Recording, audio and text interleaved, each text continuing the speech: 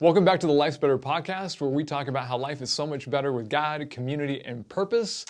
Josh, do you know anything about the Battle of Port Arthur? No, I don't think so. Of course not, because this took place all the way back in 1904 between Russia and Japan, and typically we only remember things that happened to the United States, and so you probably did not learn about it or study it in school. So what happened was the Japanese and Russian relationships had been pretty tense, and Japan decides to launch a surprise attack on several of Russia's naval destroyers, with 10 of their own naval destroyers. I've heard this story before. Okay, so they have this surprise attack, and it starts off going pretty well until Japan actually collides two of their destroyers together.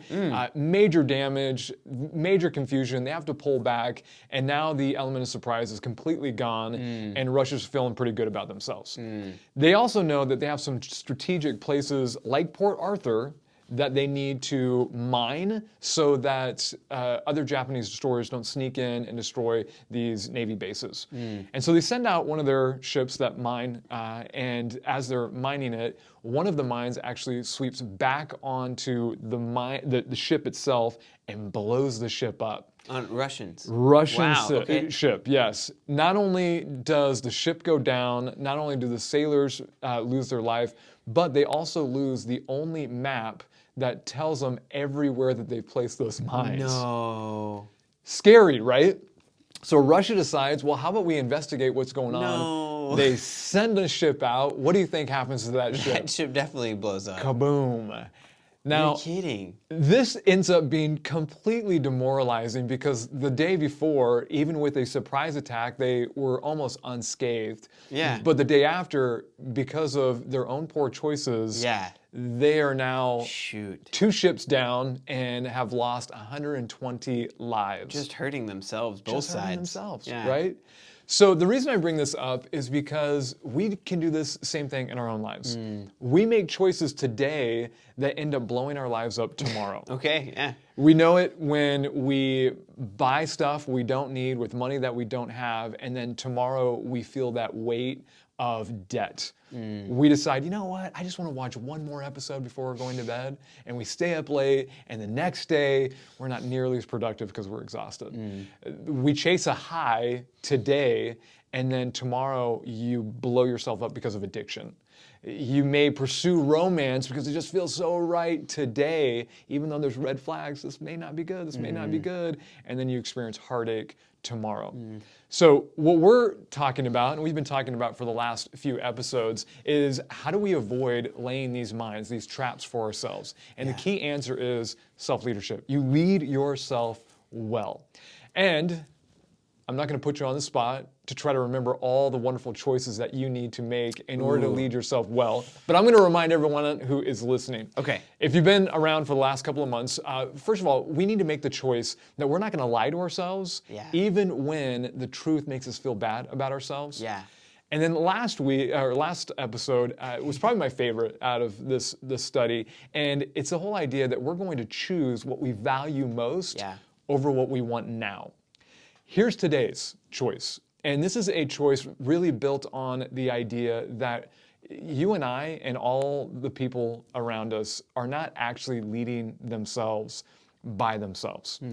We think we are, and we talk about self-leadership, but none of us actually lead ourselves by ourselves. We're influenced by the people around us. And so because we're influenced by the people around us, we're going to choose the people that we surround ourselves with very well. And to illustrate why this is so important, we're going to play a game called Who Was It? Who Was It? Who was it? And in our little basket here, we've got a list of scenarios of times where we were influenced, some positively, maybe some negatively. And we've got to identify who was it that was the biggest influencer in that moment of our lives. So I'm going to go ahead and have you answer first. Here's your question, Josh. Who was it that got you to make your biggest fashion mistake? I first of all want to hear what your biggest fashion mistake was, and then who was it that made you do it? So, or influenced you? This could be any number of things for me. I was not much of a fashion guy, especially in like middle school and below. But I'm gonna say like when I actually started to care about like how I looked, wanted the girls to like me, like all of these types of things. I was influenced by a buddy of mine whose name was Ernie. He was like the cool guy, right, in our school. And somehow, even with a name like Ernie, yeah, absolutely, he was the cool absolutely, guy. Okay, yeah. Wasn't a big school, but like he and I we got close, and I definitely aspired to be like Ernie in a lot of ways. And I have very curly, like thick hair, and he had that like what was popular then was that like suave, like the Bieber swoosh kind of or whatever. thing. Yeah. Maybe even a little bit over your eye type thing. Yeah. And I could never ever grow that. And so what I started to do was I straightened my hair every single morning, and it looked awful. Was this with like the flat iron? Yes, flat. I had my own flat iron. Is that right? Yeah, if you can believe it. But Josh, you lived in the wrong decade, because now like hey, I'm gonna perm my hair is no cool. kidding. You would have been like the guy Ernie. I would have naturally had that curly hair. Yeah. That's a shame. I'm sorry. It's okay. Ernie, you're the one that's not cool now. Josh is the one that's cool now. Doesn't even have to use a perm. Nope, don't have to. But I don't grow my hair out anymore. All right, Jonathan. So who was it that influenced you to get into your first fight? Oh, my first fight. I'm interested to hear this. Yeah, so this was a guy by the name of Matt. I'm not going to say his last name because, right? Yeah. But he was the guy who was just like goading me on, like, oh, dude, you going to put up with that? I can't believe he said that. I was like, no, I'm not going to put up with that. And I just had all this pressure, like, oh, yeah. And got in my first fight. What age was this? Like 35? This was 2 weeks ago. Matt, shame on you. No, I was in high school. I mean, there was some scuffles before that, but this was the first one that it was just like, yeah, we're throwing fists, and it was easily avoided had I not been influenced by Matt. Cool. All right, let's see if we've got a positive one here. There are a few positive ones in here. Josh. I think most of them are actually positive. I think so. Who was it that guided and supported you through your most challenging time in life? So there's a couple of people that, and what I consider the most challenging part of my life might be different if you ask different people in my life. Yeah. But what I consider my most challenging moment was college and nearly not making it through like my sophomore year. And it took my guidance counselor / lead professor in my area, Dr. Hernandez, just like really pouring into my life, speaking not only like some hard truths that I needed to hear, but also giving me encouragement when I really needed it, because I was believing lies about myself, like saying, I can't do this, I shouldn't be here, like all of these different things. And she saw something in me that clearly I didn't see in myself at the time. So that's cool. Yeah. Thank you, Dr. Hernandez. Yeah. We appreciate that. All right. Let's see. Next one. Okay, this one's great. Who was it that first coached you in ministry? Yeah, I had a few folks that have influenced me for sure in ministry. I would probably say when it came to hey, this is now like a career path that you're probably going to be taking, it was probably Matt Liston. I got some Matts in my life, good not and the bad. Same Matt. No, not the same Matt. Who, he was a senior pastor. I was stepping into that youth role, eventually kind of young adults role, and without a doubt, we had many, sit down, hey, let's figure things out, setting goals, and there was just lots of those moments with him. Yeah. So not your dad. He was probably before, having that model ahead, beforehand. But then once I was in the trenches, it was probably Matt. Yeah. All right, Josh, who was it that influenced you toward a college education? Dr. Hernandez. I would say, I guess my dad, my mom, both of them ever since I was a kid. Like, I don't even think that not going to college was even like on my radar. It was, hey, we're saving up to help you. Like, you're a smart kid. Like, so easily live up to your full potential. Yeah. That makes sense. And not that you can't by not going, but like that was just, I don't know. They saw that in me and pushed me to do that. All right, Jonathan, who was it that most influenced you to pursue your spouse? Oh, yeah. No, this one's an interesting one. So I would probably say, this is going to sound a little strange, but probably my brother and sister-in-law. Really? It was a season where I wasn't really sure if I wanted to I think you've talked about this on stage before. the relationship Yeah, deeper. And it was maybe we'll date, maybe we won't. We were just kind of hanging out. And they met her, and they're like, "What's wrong with you, man?" And I was like, "You're right. She's wonderful." And so they definitely influenced me to. That's awesome. Take it to the next level. All right, last one here, Josh. Who was it that led you to try smoking a cigarette? Okay. First of all, have you smoked a cigarette? No, Josh? but cigar? No. Oh. I will say though. Joint. No. A vape? No. See, I'm just gonna keep going. I've actually never even there were moments that I came close in college, and there was actually a group of seniors when I was like that. That sounds so like awful, but like they were actually when I first got to Campbellsville, I joined Campbellsville Baptist's like. Smoking club? No, like youth ministry, like helpers group or whatever. Because I just wanted, I didn't really, like it was kind of a traditional church, so I didn't feel like that was where I needed to be, but they had a good youth program, so I jumped in there, and they kind of took me under their wing, but they all smoked. And so like they would invite me to hang out with them after youth was over, like out somewhere, and they're like, "Hey, we're gonna smoke a while," like, and they would always offer, and I would be very tempted, but then I was like, but that just never. Yeah. So I would say if there was ever a moment where I was close, it was because of those friends. Were they trying to be cool? Is that what it was? Was this a habit that they had beforehand? I think they like to them, and what got me close to trying was like they were like, it's just a relaxing thing they do. Yeah. So, okay. And probably a habit that they picked up early on in life type thing. I hope they were not influencing the teens they were working with to pick up this calming habit. I don't know. I don't think so. Okay, because they never did it at the church. Yeah. But yeah. Okay. Well, it's hopefully obvious by playing this little game that some of our greatest moments in life and maybe some of our deeper regrets have come because of the people that we have surrounded ourselves, the influence that people have had in our lives.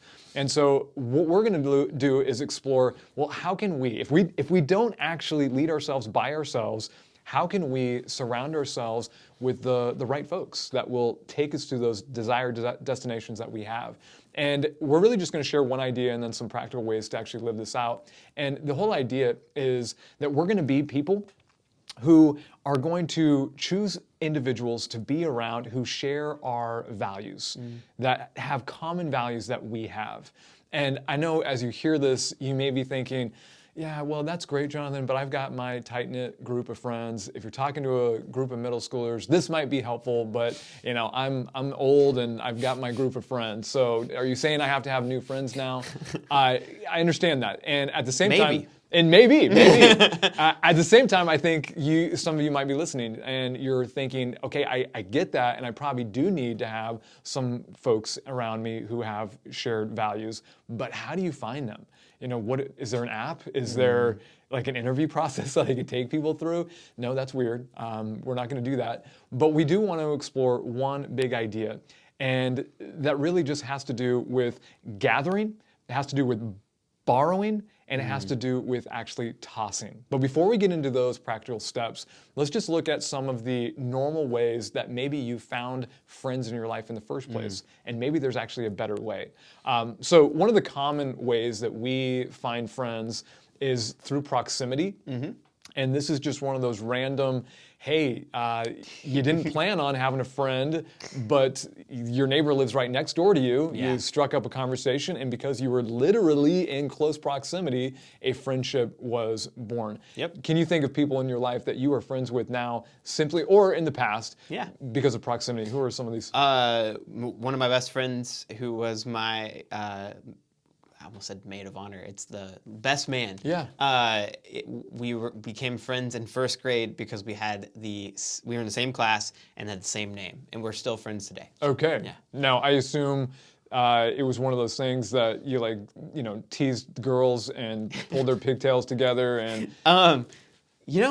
We were both very shy around girls, so there was probably not a lot of that, but we definitely bonded over shared interests like but that's a different Yeah, topic. But like, yeah, it was we'll talk definitely, about that one too. But yeah, no, it's funny because I don't have a lot of those friends, like those proximity friends, much anymore. I tend to, like, I don't know, once I move, I make new ones, you know, if that makes sense. And certainly when you're younger, you know, it was one of those like, all right, the only kid in the neighborhood is kind of a jerk down the street, but he's the only one that will play basketball with me, so I guess we have to hang out. Yeah. All right, so Josh already brought up the second way that we oftentimes make friends, and that is through shared interests. They have a hobby that you have, and so it's like, hey, we enjoy skateboarding. Hey, now we're friends. So you've already got at least one buddy. Yeah.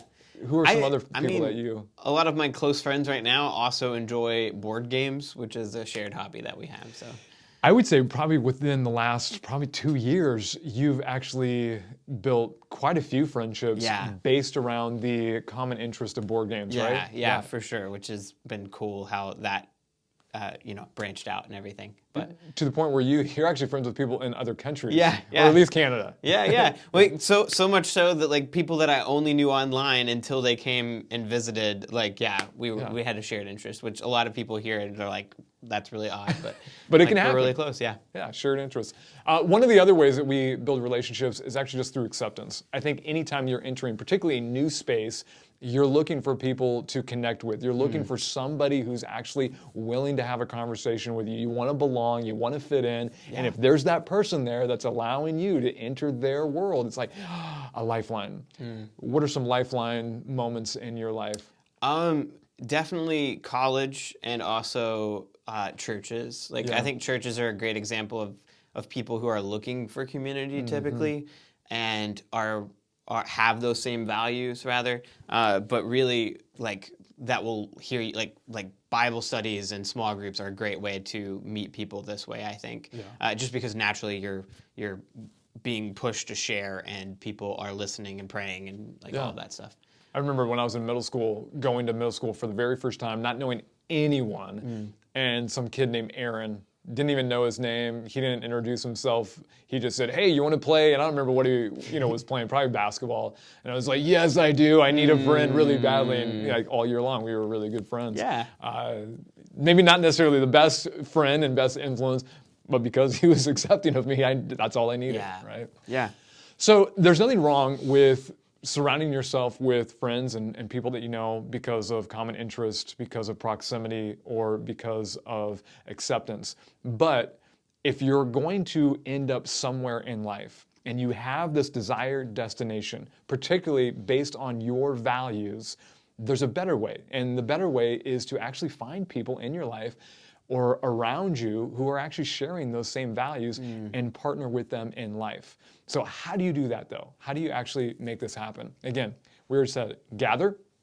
You make sure that not only are you gathering, but you are borrowing, and then also sometimes you're tossing. So what does the gathering look like? We talked about how oftentimes you find friendships because of proximity, and most of those are unintentional proximity. You're going to work, they're in the cubicle next to you. So Bob, you and I are friends now. But there's an intentional proximity that we can all choose to make. So Josh, I'm just curious, is there a space that you can maybe go to, you can gather, maybe even on a weekly basis with people who might share your values and maybe even trying to head in the same direction eternally every single week? The club, right? Like absolutely, like the dancing. The church is a great place for that. Bars and clubbing, that's the key there. No, the church, I mean, this is just so obvious for us who are church guys, but may not necessarily be obvious for those who are watching or listening. In your own life, though, how has this been impactful? I mean, even when you went off to college and you didn't have to go to church anymore, mom and dad weren't making you, but what are some of the influences that you had because of it? So what's really cool is like a lot of my friends that I made in college were people because I went to and visited different churches, and then found out, hey, we're in the same programs together, or found out like this and that, or like found out what they want to do with their life and like all of that stuff, and we created like these common interests and even like goals and encourage each other along the way. On top of that, though, what's really cool is like going into college, I had no musical interest or talent at all, and like just did those experiences, and then had people who were in there speak encouragement into my life, hearing me sing once, or like seeing, I don't know, like tossing me like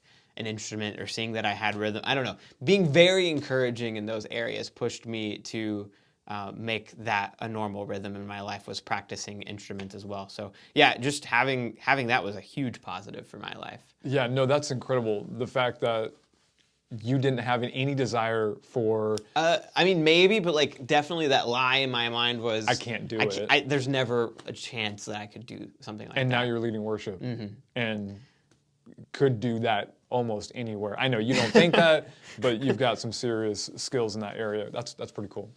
I know for me, even recently, you know, being a part of Rotary is one of those for me. Yeah. The whole idea of, well, I want to be in the community, influencing leaders in our community, and at the same time being influenced by leaders in the community who want to serve our community. It's just too easy to, you know, kind of cloister yourself off and be in a bubble and not actually be serving the people that you're supposed to be serving. And it's been a positive environment for me, for sure. Very cool. So what do we want to do? We want to actually find those strategic places that you can go and gather so that you can surround yourself with those who have the same values that you do.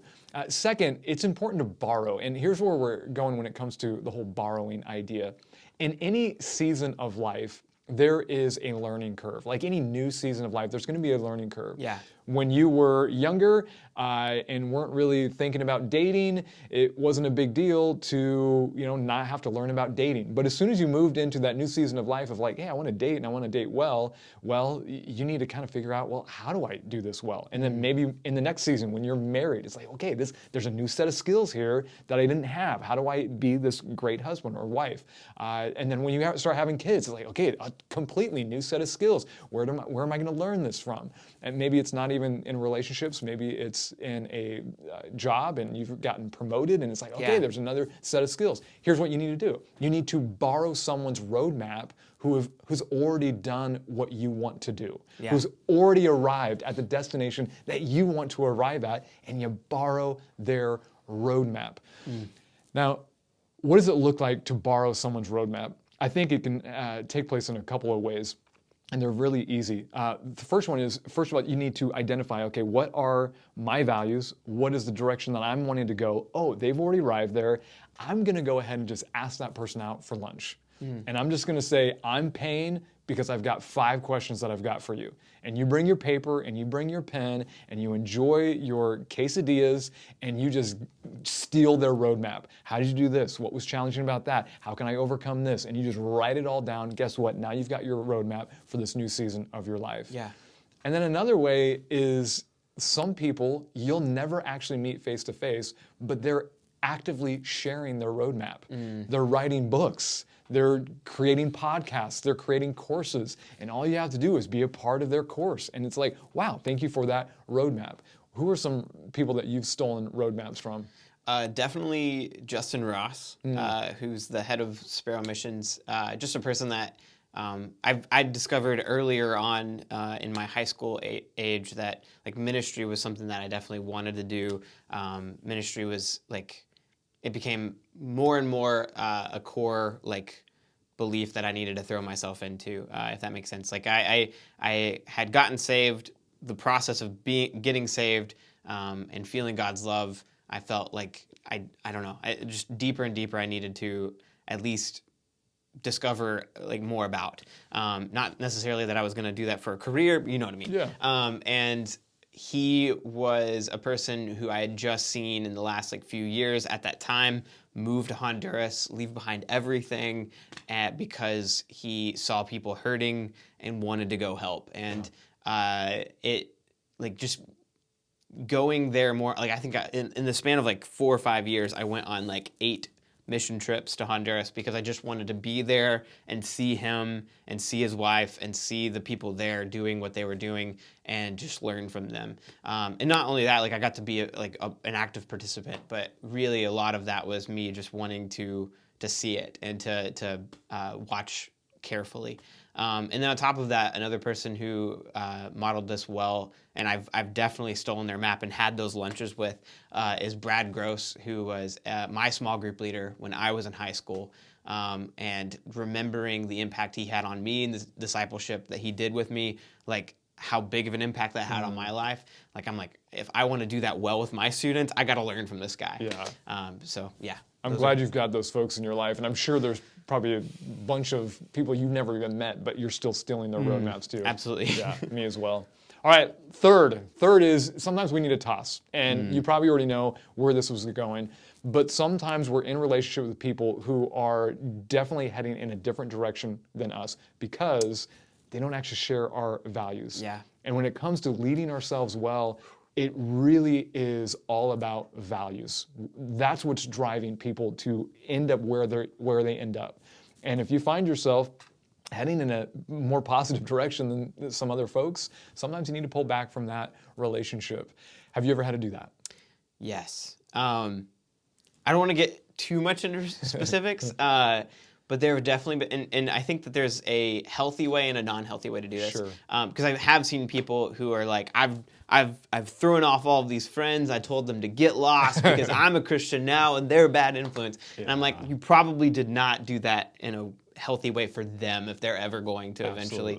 But I definitely think if you have those close friends, and especially if you're older and you're like, I can't get out of the, like at this point, I'm locked in with these friendships.